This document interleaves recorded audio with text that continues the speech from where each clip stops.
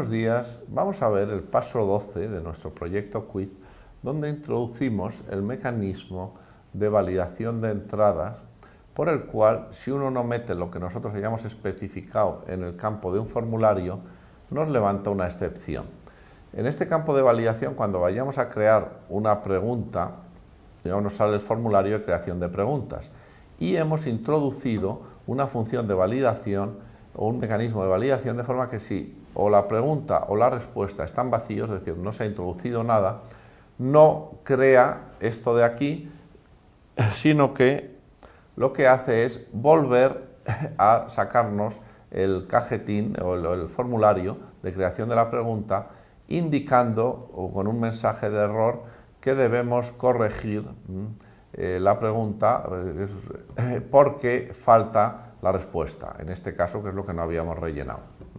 Si ya lo hacemos bien y damos a enviar, entonces ya sí que se crearía la pregunta y volveríamos pues a la lista con la pregunta incluida. Para eso, lo que vamos a hacer es definir las validaciones, qué tipo de validación queremos hacer en models/quizjs, en la definición de la tabla, tenemos que definir para cada campo qué validación queremos hacer. Luego, además, validar las entradas con la función validate, que se crea automáticamente, que meteremos en la acción create, que es la acción que procesa la información que hay aquí para meterla en la tabla de la base de datos.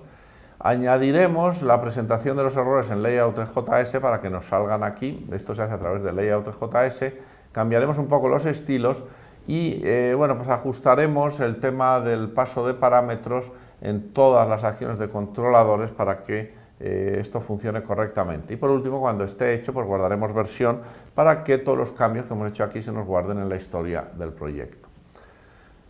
El paso 1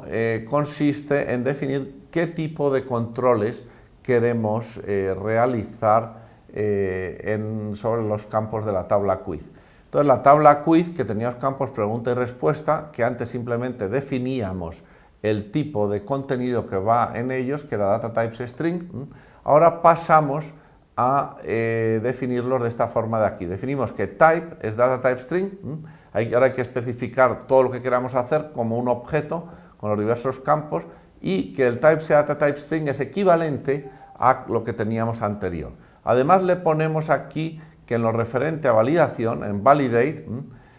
fijamos la validación non-empty, es decir, que el campo no puede estar vacío, que tiene que tener algún contenido,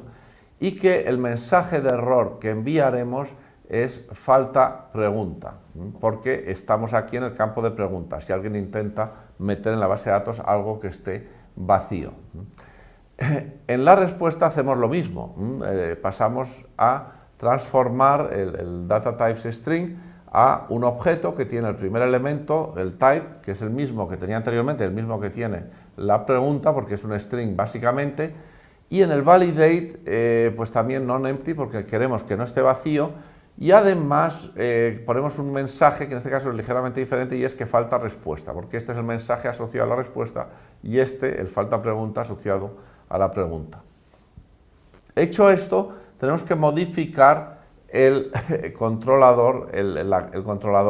y en concreto la acción create.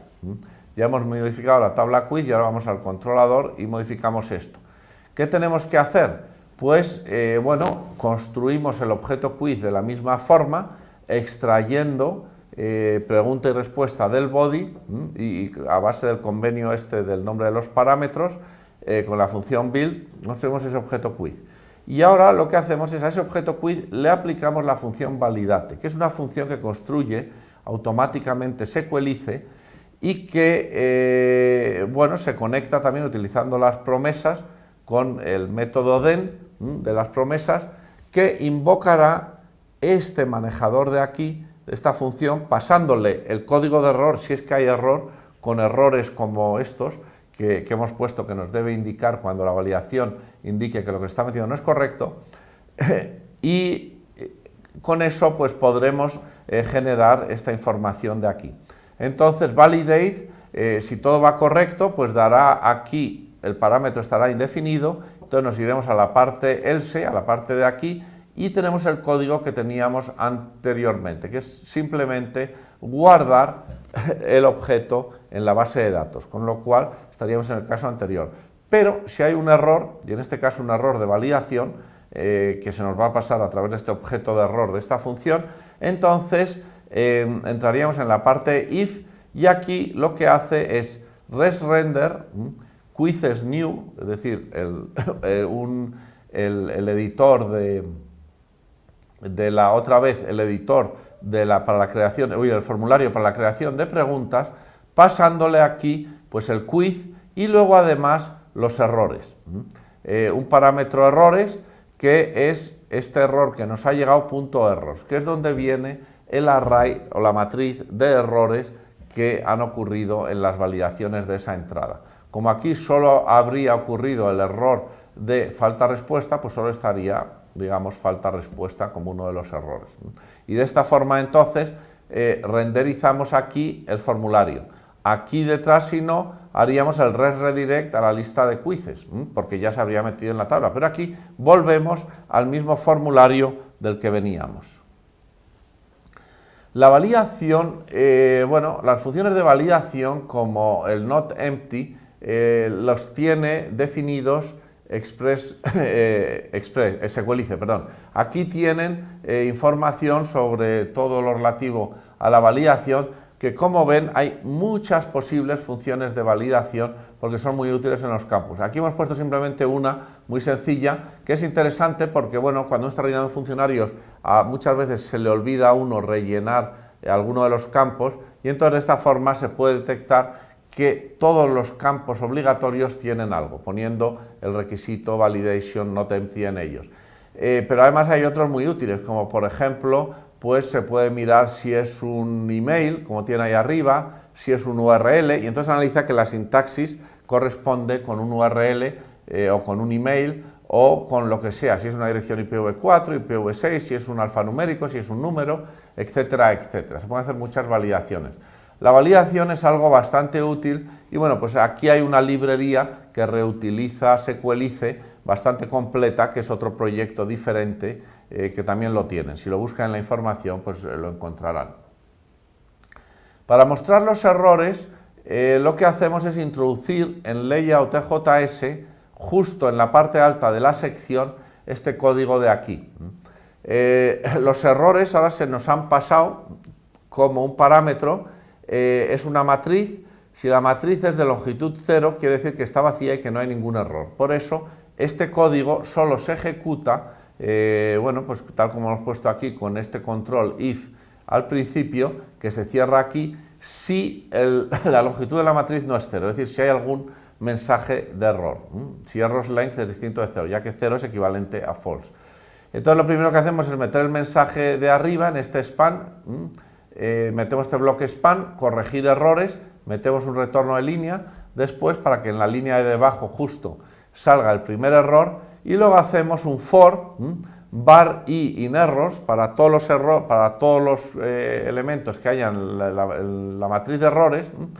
Vamos introduciendo un bloque span con errors i.message, y es el índice, y entonces así irá para cada uno de los errores extraeremos el campo message, que es el mensaje que debe salir, y ponemos un retorno de línea para que todos salgan en líneas diferentes.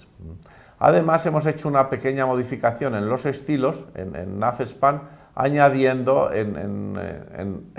error messages, en el identificador de error messages, que llevan aquí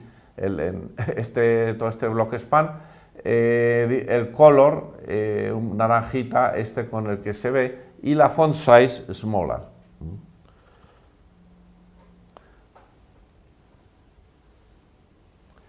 Además tenemos que pasar el parámetro de error en todas las veces que se invoque a render, porque en el error lo hemos pasado en la acción create para renderizar el formulario de la creación de preguntas, pero también deberá pasarse en todos los demás métodos que de alguna forma necesiten esta variable. Como lo hemos puesto en el layout, todas ellas, digamos, cualquier vista que rendericemos va a necesitar dicho parámetro errors. Por eso, en el controlador, en Quick Controllers, en todas las demás acciones tendremos que añadir a la invocación de la función render siempre el parámetro errors, con el array vacío, por supuesto, porque no hay ningún error que se envíe en todos ellos. También en el enrutador, porque si recuerdan, el home, la página de bienvenida, se renderizaba directamente en el enrutador, como lo teníamos ahí al principio, y también en appjs, en los middlewares de error, porque ellos también renderizan la página con los errores y bueno, pues ahora, digamos, desde que introdujimos el marco, pues van a renderizar también layout EJS. Y con esto acabamos este tema. Muchas gracias.